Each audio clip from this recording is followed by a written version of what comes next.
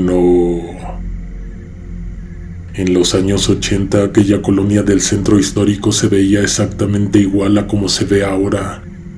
Tal vez entonces las calles estaban más solitarias, pues las noches eran mucho más oscuras, por la falta de alumbrado público y de vigilancia más que nada. Mi nombre es Alejandro y vivir en este antiguo vecindario siempre me había fascinado.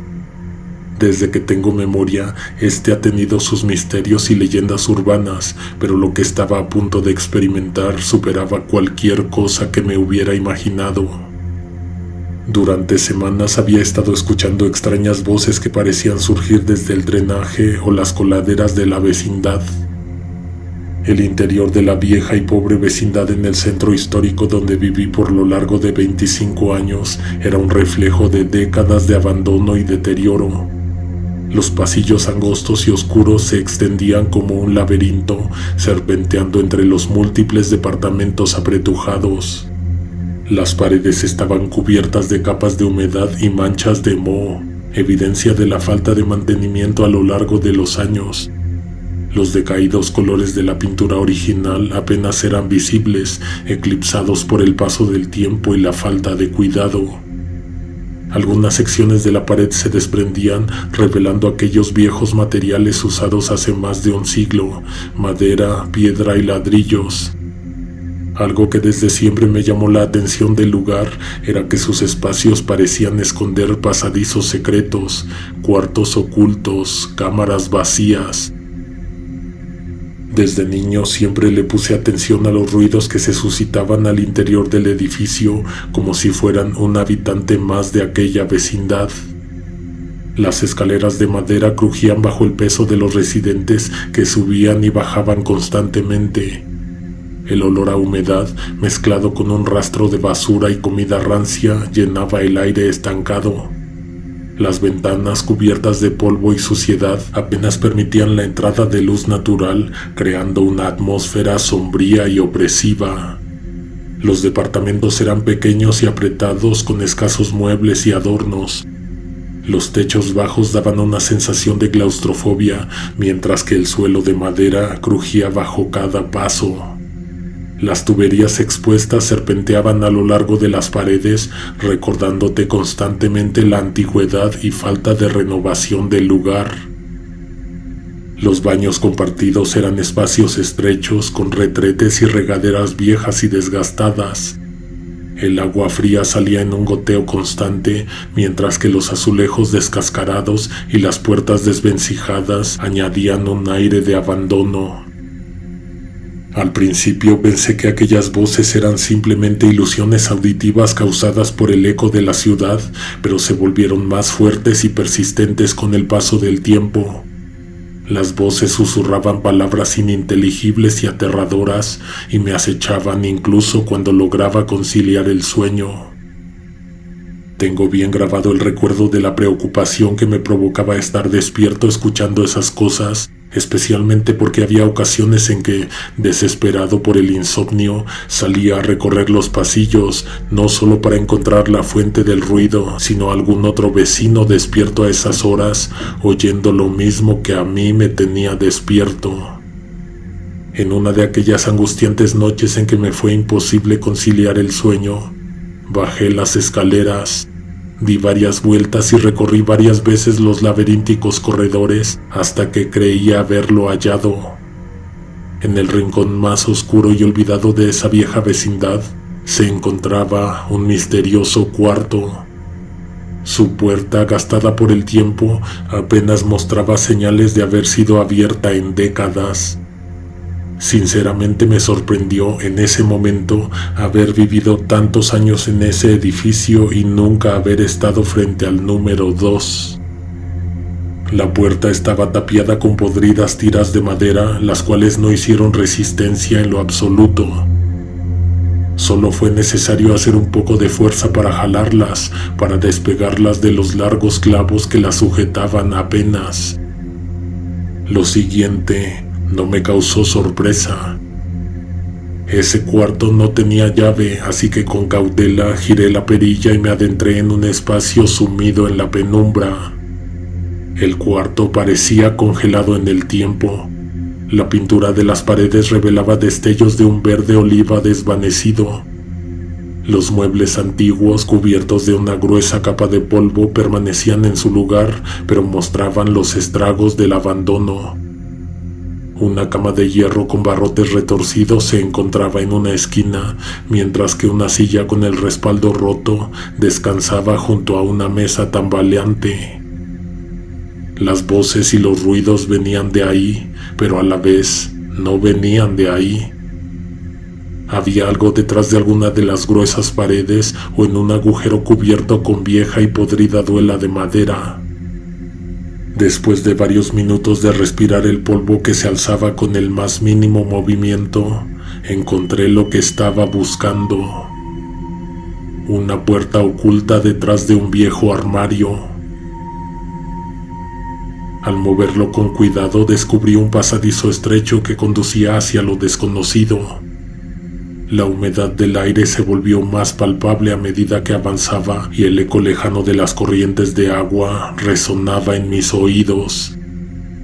Quería investigar, pero a menos que consiguiera una linterna, no iba a poder avanzar, pues no se veía nada de lo que había al frente. Por el eco de mis pasos pude intuir que había un túnel que en algún punto cambiaba de dirección hacia las profundidades.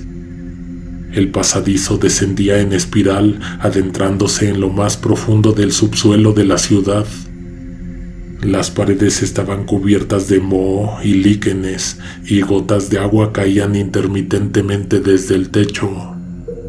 Movido por la curiosidad y quizá por un toque de insensatez, decidí subir a mi departamento a buscar una lámpara para explorar los oscuros ductos del drenaje. Bajé las escaleras de caracol que conducían a un mundo subterráneo, envuelto en un silencio sepulcral. La única iluminación provenía de mi linterna, cuya luz temblorosa apenas alcanzaba a iluminar mis alrededores. Avanzando lentamente entre pasajes estrechos y túneles claustrofóbicos, el hedor fétido del agua estancada llenaba el aire. Cada paso me acercaba más a las voces inquietantes que ahora parecían emanar de un solo punto en la distancia. Finalmente llegué a una gran sala subterránea donde la débil luz de mi linterna reveló una visión que me heló la sangre. En el centro de la habitación había una estatua de aspecto antiguo y desgastado, parcialmente sumergida en el agua turbia que inundaba el lugar. La figura, tallada con una expresión de maldad eterna, parecía mirarme fijamente con ojos sin vida. La estatua representaba una figura encapuchada y retorcida, con una expresión de malicia en su rostro pétreo. Las voces se intensificaron y ahora podía entender algunas palabras sueltas, susurros amenazadores y macabros que parecían llenar la habitación. Sacrificio, sangre y pacto resonaban en mis oídos, llenándome de terror y asombro. No sé por qué permanecí tanto tiempo sin hacer nada por salvaguardar mi integridad, ya que era evidente que había algo o alguien tras la estatua, probablemente en una segunda cámara oculta. Mientras me paralizaba en mi lugar, la estatua pareció cobrar vida. Sus ojos de piedra brillaron con una siniestra luz roja y un escalofrío recorrió mi columna vertebral. La figura me miró fijamente y su boca de piedra se abrió lentamente, liberando un sonido discordante y espeluznante que me atravesó hasta los huesos. En realidad no era una estatua, no pudo haberlo sido, pues la vi moverse. Instintivamente retrocedí y corrí tan rápido como pude hacia la salida. Las voces me perseguían, atormentándome con su malévolo eco. La escalera de caracol parecía interminable mientras ascendía frenéticamente, con la sensación de que algo me seguía de cerca. Finalmente emergí del drenaje empapado en sudor y temblando de miedo. Prometí a mí mismo nunca volver a bajar a esos oscuros y perturbadores túneles, pero las voces nunca me abandonaron por completo. A partir de ese día siguieron susurrando en mi mente, recordándome el encuentro aterrador en las profundidades del drenaje. Mi cordura se resquebrajaba lentamente, ya que las voces se volvieron cada vez más persistentes y persuasivas. Las noches se convirtieron en una tortura. A medida que me sumergía en el sueño, las voces llenaban mis pesadillas con imágenes grotescas y perturbadoras. Me despertaba empapado en sudor, luchando por separar la realidad de la pesadilla que se estaba apoderando de mí. Mis amigos y familiares comenzaron a notar mi deterioro mental. Me volví paranoico y recluido, evitando cualquier contacto humano. Las voces ya no solo se escuchaban dentro de la vecindad, ahora parecía que me seguían a donde fuera. Eso sí, siempre emergían del suelo, de las profundas aguas negras. Esto provocaba que me sintiera constantemente perseguido, como si estuviera siendo observado por ojos invisibles. Desesperado por encontrar una solución, comencé a investigar sobre la historia del centro histórico y sus mitos ocultos. La información que llegó a mis manos no estaba escrita en libros de historia o de arquitectura. Todo estaba basado en lo que decía la gente, en la historia que me contó el vecino que tenía 40 años viviendo en ese lugar, la hermana de la señora que me rentaba el cuarto, un señor que se cambió para esta vecindad después de que a él y a otras familias los desalojaron de un edificio aún más deteriorado de la acera de enfrente. Haciendo cruces de información, descubrí que mi edificio estaba construido sobre lo que alguna vez había sido un antiguo sitio ceremonial azteca. Para quienes no sepan mucho del centro histórico de la Ciudad de México, me permito hacer un paréntesis para señalar que toda esta arquitectura colonial que se puede apreciar por encima de la superficie fue construida sobre la ciudad prehispánica de nuestros ancestros indígenas. Durante las últimas décadas se han hecho cientos de descubrimientos al escarbar, al construir, al perforar, al dar mantenimiento a la zona. Cuando caminas por las calles del centro, en realidad estás caminando por encima de una ciudad oculta llena de piezas, de tesoros y de secretos. El drenaje subterráneo donde encontré la estatua extraoficialmente se decía que era un portal a un reino oscuro, un lugar donde los espíritus atormentados y demonios encontraban su morada.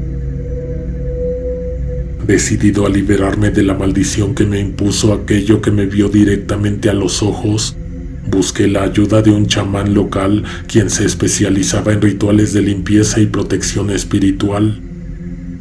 Realizamos una ceremonia en mi departamento, invocando a los espíritus benevolentes y pidiendo su ayuda para liberarme de las voces y entidades oscuras que me acosaban.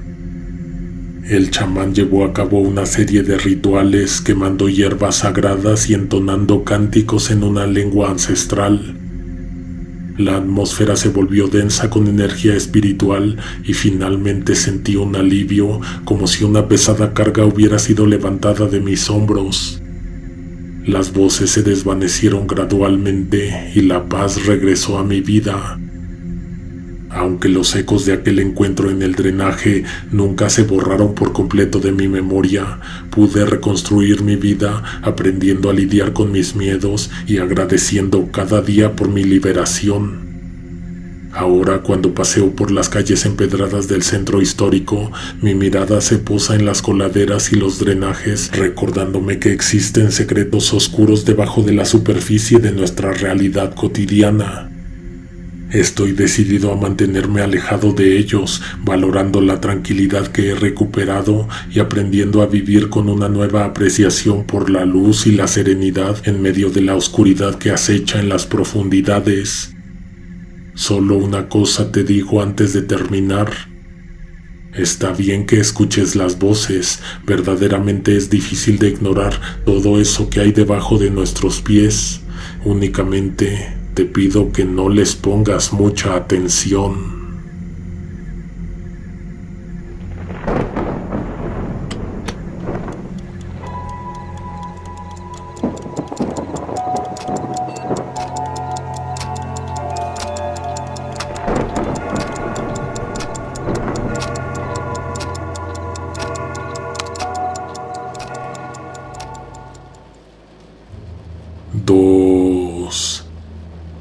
Mi amigo Carlos perdió a sus dos padres en 2020. En ese entonces él vivía en la capital, sin embargo, como se quedó solo, se tuvo que regresar a la ciudad de Guadalajara a casa de su tía, quien se encargaría de cuidar de él hasta que terminara sus estudios. No era para menos el trauma que había sufrido en medio de toda esa horrible emergencia de salud que todos vivimos aquel año. Carlos estaba muy ensimismado, vivía recluido en casa de Marce y cada día estaba más deprimido. Debo contarte que cuando se fue a la Ciudad de México dejamos de comunicarnos con la frecuencia con la que acostumbrábamos.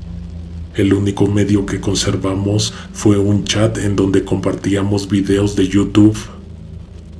Durante un tiempo solo nos enviábamos videos de exploración urbana. Imagino que los conoces. En ellos, hombres y mujeres se meten a lugares abandonados, prohibidos y peligrosos. Sobre todo lo hacen de noche, cuando es más difícil que los atrapen, pero a la vez es más fácil encontrarse con algún imprevisto.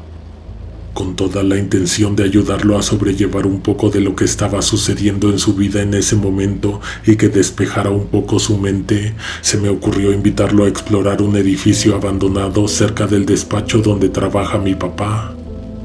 De hecho, descubrí dicha construcción ya que una tarde me ofrecía ir en bicicleta a recoger unos documentos para mi padre. Tiene su despacho dentro de una torre de oficinas ubicado en el centro. Tal vez lo conozcas, es un lugar que irradia un aire de historia y elegancia. Con su arquitectura clásica se destaca entre los edificios modernos que lo rodean. Sus paredes, desgastadas por el paso del tiempo, muestran las marcas del envejecimiento y cuentan historias de décadas pasadas. En la actualidad es un lugar muy concurrido, pero en aquel entonces todos los pisos se encontraban vacíos, ya que has de recordar que casi toda la gente de oficinas se vio obligada a trabajar desde casa.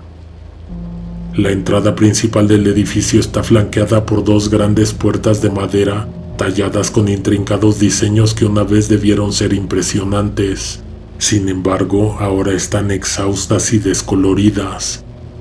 Al ingresar se revela un vestíbulo con un suelo de mármol desgastado y una escalera de madera que conduce a los pisos superiores. En esos días al interior del edificio se podían encontrar numerosas oficinas y despachos abandonados. Los muebles antiguos cubiertos de polvo yacían desordenados. Debía obtener los documentos del tercer piso y salir de inmediato, pero como no había nadie, se me ocurrió subir hasta la azotea. Mirando a mis alrededores pude contemplar otro edificio abandonado que se encuentra cerca. Al momento, este segundo edificio exudaba una aún más grande sensación de abandono y deterioro. Sus paredes desgastadas revelaban partes del revestimiento desprendido. Las ventanas rotas y las persianas deterioradas agregaban un aire sombrío a la estructura. Entre ambos edificios se pueden apreciar calles vacías y espacios abiertos con escasa actividad humana. La vista desde el último piso ofrecía una perspectiva melancólica de la ciudad, recordando tiempos pasados de auge y prosperidad que parecen haberse desvanecido. Pensé en Carlos cuando vi que ese lugar era bastante propicio para una exploración como esa que tanto nos gusta ver en videos. Llegué a su casa en la noche. Para que le permitieran salir, a su tía le juré que ninguno de nosotros estábamos saliendo. Además, prometí que no nos quitaríamos el cubrebocas para nada. Lo único que no le dije era a dónde íbamos a ir, ni qué íbamos a hacer.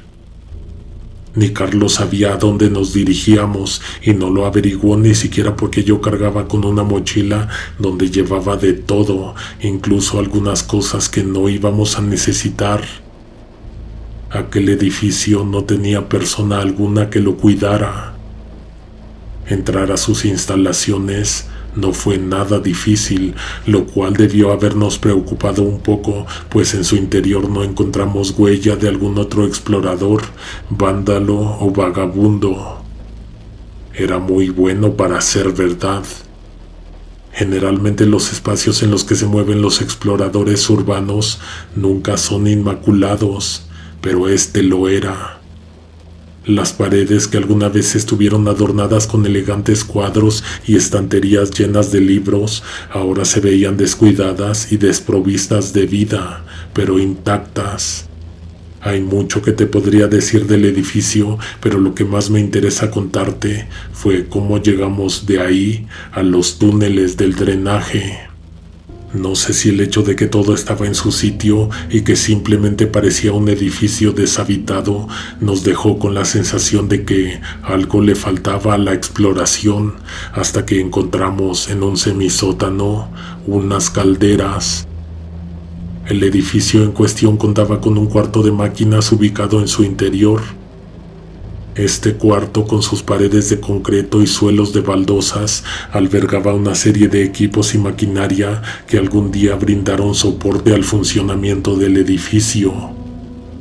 Lo que para nosotros hizo especial a este cuarto de máquinas fue su conexión con túneles subterráneos a través de una rejilla abierta en su parte posterior. Aquella rejilla de hierro resistente permitía la entrada de aire y también servía como acceso a los túneles subterráneos. Entramos fácil porque la rejilla estaba abierta, porque el agujero al que daba paso era amplio y al menos en ese punto estaba seco. Llevábamos prendidas ambas linternas, pero al entrar yo apagué la mía. Carlos se sorprendió, pero casi de inmediato comprendió que lo que yo quería era crear una atmósfera más lúgubre y misteriosa. Más adelante vimos que estos pasadizos conducían al drenaje. Estos túneles de drenaje, oscuros y húmedos, serpenteaban bajo el edificio y se extendían hacia el subsuelo de la ciudad. Las paredes de los túneles estaban revestidas de concreto y se podían ver tuberías y conductos que se entrelazaban a lo largo de su trayecto. Aunque los túneles de drenaje estaban fuera del alcance directo de los ocupantes del edificio, su presencia agregaba un elemento intrigante y subterráneo a la estructura. Además de su función práctica, el acceso a los túneles a través de la rejilla del cuarto de máquinas evocaba un sentido de conexión con los sistemas subterráneos y la infraestructura de la ciudad, lo cual lo hacía perfecto para la exploración urbana. A medida que avanzábamos por los estrechos túneles, el ambiente se volvía más opresivo. El sonido del agua goteando resonaba en nuestros oídos, creando una atmósfera inquietante. A pesar de eso, seguíamos adelante, alimentados por nuestra valentía juvenil. De pronto, vimos una desviación en el túnel principal. Sin pensarlo dos veces, decidimos tomar ese camino y descubrir qué se ocultaba más allá.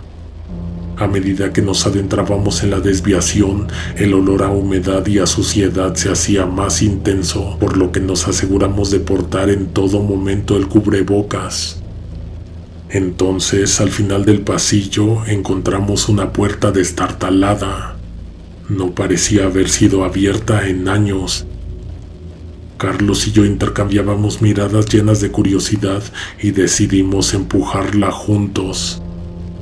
Con un chirrido escalofriante, la puerta se abrió, revelando un espacio oscuro y polvoriento. Encendimos nuestras linternas y entramos con cautela.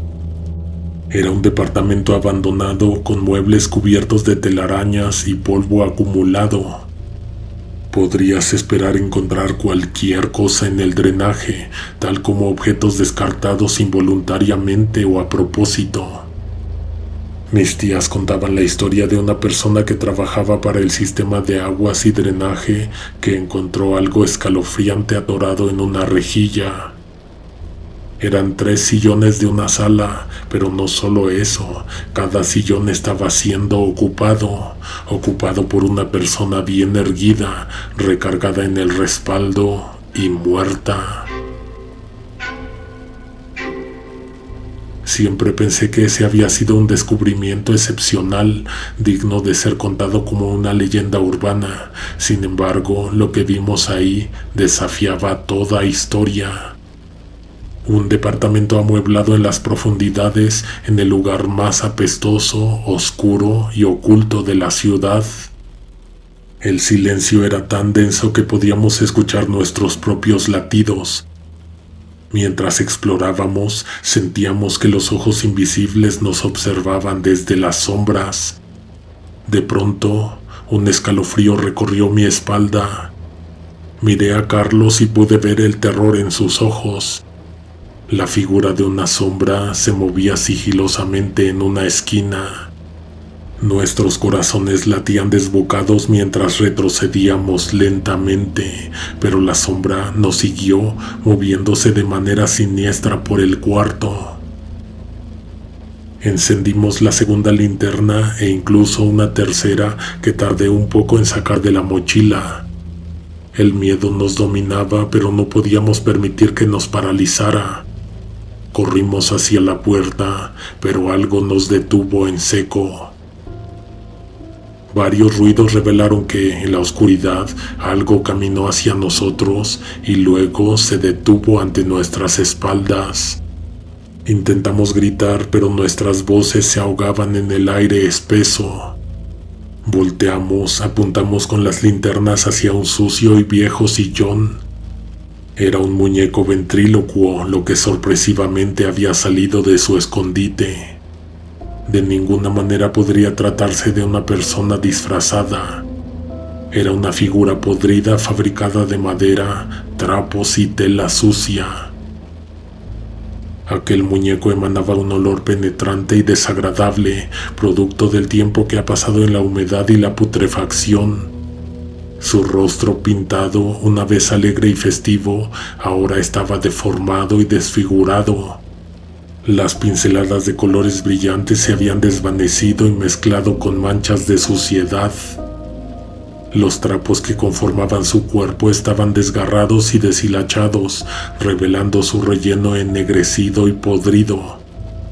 Sus extremidades, fabricadas con madera deteriorada, mostraban grietas y astillas que añadían un toque siniestro a su apariencia. Los ojos del muñeco tenían una mirada demoníaca. Su boca, ahora retorcida en una mueca maligna, parecía susurrar pesadillas. La combinación de su aspecto descuidado, su postura grotesca y su presencia en el sombrío entorno del drenaje y del misterioso departamento subterráneo creaba una atmósfera de terror palpable. A esa espantosa figura nunca la vimos moverse, aunque era un hecho que no estaba donde lo encontramos sentado cuando quisimos abrir la puerta y salir.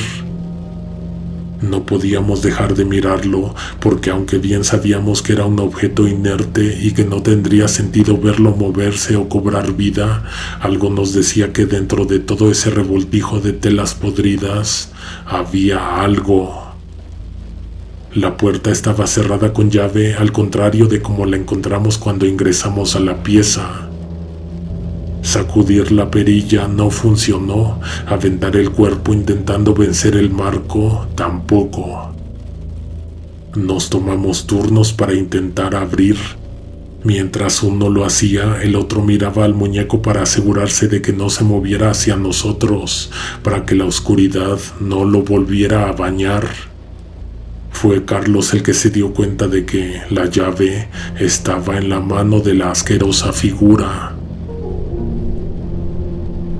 ¿Tú qué hubieras hecho? ¿Tomarla y ya? ¿No te hubiera invadido la horrible sensación de que en cualquier momento el horrible muñeco ventrílocuo te saltara encima? Tardamos mucho en decidirnos y fue Carlos quien lo hizo, pero justo cuando tomó la llave, alguien golpeó la puerta tras de nosotros. Nunca había sentido lo que sentí en ese momento. No sabía para dónde hacerme, a dónde ir, a quién le estaríamos abriendo la puerta cuando intentáramos huir. Además de que el susto que nos provocaron los golpes hizo que la llave saliera volando. Yo abrí después de varios intentos. Carlos, mientras tanto, no le quitaba la vista de encima a la figura. Empujé la puerta con mucho miedo, solo para encontrar que del otro lado no había nadie.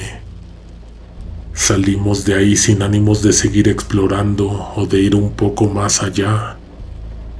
Mientras yo miraba al frente, mi amigo caminaba de espaldas apuntando en todo momento al escalofriante muñeco. Salimos de la pieza y Carlos cerró la puerta. No dejó de mirar en esa dirección por miedo a que algo sucediera mientras no veíamos hacia atrás. Unos 10 pasos adelante, la puerta se abrió. El muñeco apareció sostenido por una persona que se mantuvo de pie, inmóvil. Quisimos correr, pero era peligroso hacerlo ya que el suelo estaba enmohecido y esto lo volvía resbaloso. Llegamos a un punto en el túnel donde daríamos la vuelta y perderíamos de vista al muñeco y a la persona que lo cargaba. Esperando que funcionara, Carlos dejó en el suelo la tercera linterna, apuntando hacia la puerta abierta de aquel extraño departamento. Creo que funcionó porque hasta que salimos por la rejilla no escuchamos ruido y tampoco sentimos que alguien viniera siguiéndonos. La visión de este juguete podrido y descompuesto en el drenaje nos despertó una mezcla de repulsión y fascinación. Su apariencia distorsionada y decadente pareció encarnar los temores más profundos y oscuros de la mente humana. Su presencia ahí sugería una historia perturbadora y desconcertante, dejando espacio para la imaginación y las especulaciones sobre su origen y propósito. Si eres de Guadalajara, creo que no te parecerá extraña la historia del muñeco ventrílocuo en el drenaje.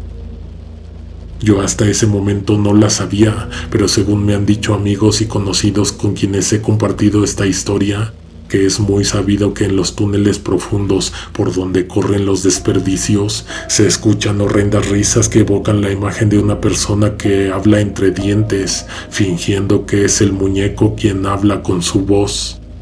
Ambos viviendo escondidos en las pestilentes profundidades.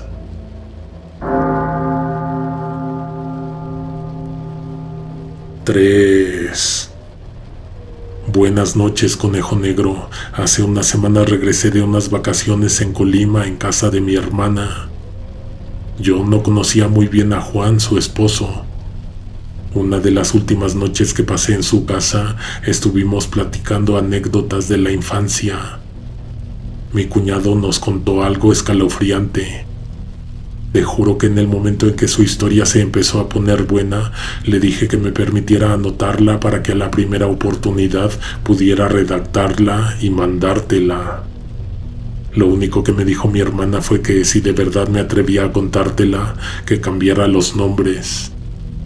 Había una vez, en medio de los vastos campos, un hombre llamado Juan, mi cuñado, quien había nacido y crecido en ese lugar remoto.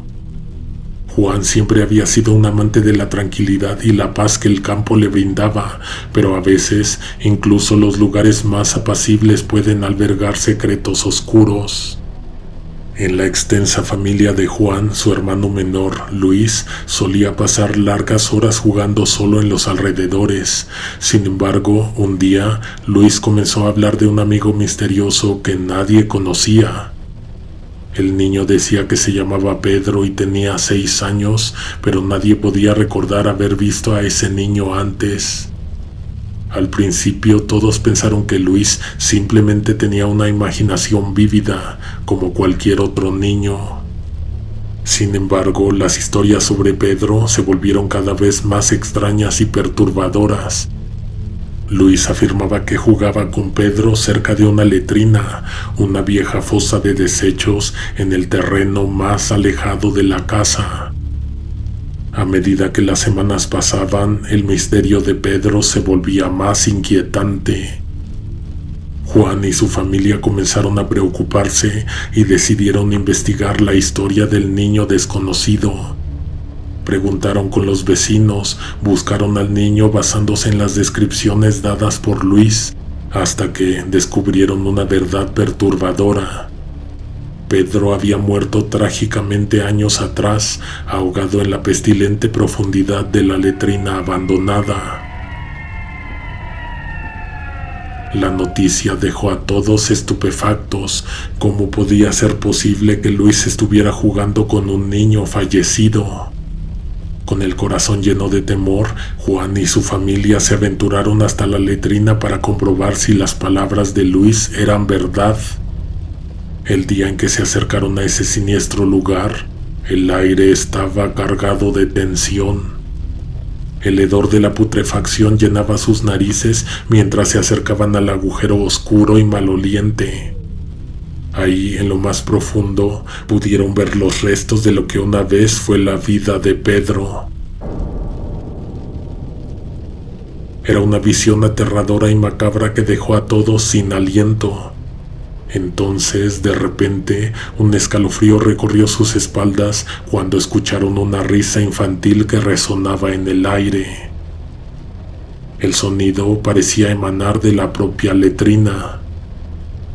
Aterrados, Juan y su familia huyeron del lugar en un frenesí de miedo. Desde aquel día, la letrina se convirtió en un tabú en la familia. Evitaron hablar de Pedro y la extraña conexión que Luis había tenido con él. Aunque la familia intentó olvidar aquel terrible encuentro, las noches tranquilas en el campo se volvieron inquietantes. Durante años, Juan y su familia escucharon risas inexplicables y pisadas en las horas oscuras de la noche, como si Pedro aún estuviera presente, acechando desde las profundidades de la letrina. El pasado y el presente se entrelazaron en una danza siniestra en ese tranquilo rincón del campo. Hasta el día de hoy, nadie se atreve a acercarse a la letrina y el misterio de Pedro sigue vivo en la memoria de Juan y su familia.